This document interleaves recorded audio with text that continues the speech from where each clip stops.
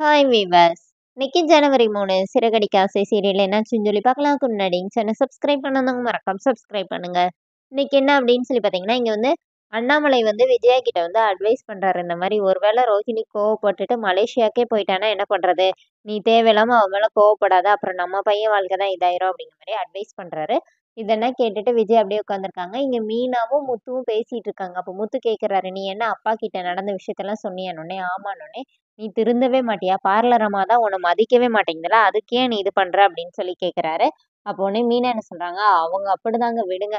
அதுக்காண்டி இந்த மாதிரி அத்தை இவங்க 2 பேரும் பேசாம வச்சிருக்கிறது நல்லாவா இருக்குது அப்படின்னு சொல்லிட்டு இவங்க 2 பேரும் பேசிட்டு இருக்காங்க. இப்போ மனோஜ் வராரு. மனோஜ் வந்தோடனே விஜயா வந்து மனோஜை தடுக்குறாங்க. தடுத்துட்டு, நீ ஒழுங்கா அவளுக்கு ஃபோன் பண்ணி அவளை இங்க வர சொல்லு அப்படின்னோடனே மனோஜ் வேகமா போய் ரோகிணிக்கு கால் பண்றாரு. ஆனா ரோகிணி கால் அட்டன் பண்ண மாட்டேங்கிறாங்க. அப்புறமா பார்லருக்கு கால் பண்ணி பாக்குறாரு. அங்கேயும் வரலன்னு சொல்லிடுறாங்க.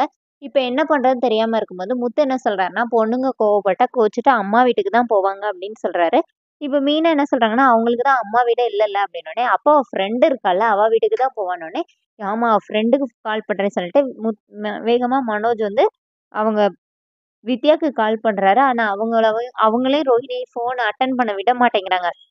அப்புறமா ஒரு வழியா அவங்க அட்டெண்ட் பண்ணி எடுத்தோனே என்ன சொல்லிடுறாங்கன்னா, ரோஹிணி இங்க இல்ல அப்படிங்கிறாங்க. நான் கேட்கவே இல்லையே அப்படின்னோனே, இல்ல அவ காலையில என்கிட்ட அப்படிதான் சொன்னான்னு சொல்லிட்டு என்னெல்லாமோ சொல்றாங்க. கடைசியில கால கட் பண்ணோனே அம்மா வர சொல்லி தான் அப்புறம் வித்யா கிட்ட வந்து மனோஜ் என்ன சொல்றாருன்னா, அம்மா அவள வீட்டுக்கு வர சொல்லிட்டாங்க.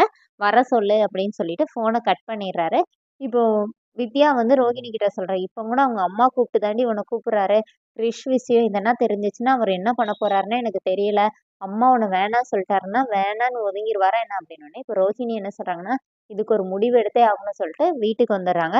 வீட்டுக்கு வந்தோடனே இப்போ வித்யா சாரி விஜயா வந்து பேச மாட்டேங்கிறாங்க. அப்புறமா மனோஜ் விஜயா காலில் போய் விழுந்து மனோஜும் ரோஹிணியும் மன்னிப்பு கேட்குறாங்க. நாங்க தப்பு பண்ணிட்டோம் அப்படின்னு சொல்லிட்டு அதோட என்னோட எபிசோட் ரன் பண்ணிட்டாங்க. நாளைக்கு என்ன, அப்போ முத்து இடையில வர்றாரு. ஆமா இந்த மாதிரி நாட்டாம வந்து அவங்க தீர்ப்பை சொல்லிட்டாங்க அப்படின்னோடனே, யார் நாட்டாமா அப்படிங்கிற மாதிரி ஸ்ருதி வர கேட்குறாங்க. அதோட என்னோட எபிசோட் ரன் பண்ணிட்டாங்க. நாளைக்கு என்ன அப்படின்னு சொல்லி பார்த்தீங்கன்னா, விஜயா மனோஜ் கிட்டேயும் ரோஹிணி கிட்டேயும் போய் உட்காந்து பேசுறாங்க. இந்த மாதிரி இந்த முத்து வந்து அவங்க அப்பாவை ஓனர் ஆக்குறதுக்கு எல்லா வேலையும் பார்த்துட்டு இருக்காராம். அவருக்கு இஷ்டம் இல்லாட்டியும் அவன் வந்து கண்டிப்பா கொண்டு போய் உட்கார வச்சிருவான். இப்ப பிரச்சனை என்னன்னா 27 லட்சம் தான். அந்த காசை தூக்கி அவன் மூஞ்சில போட்டுட்டானா அவன் நம்மள எதுவும் சொல்ல மாட்டான்.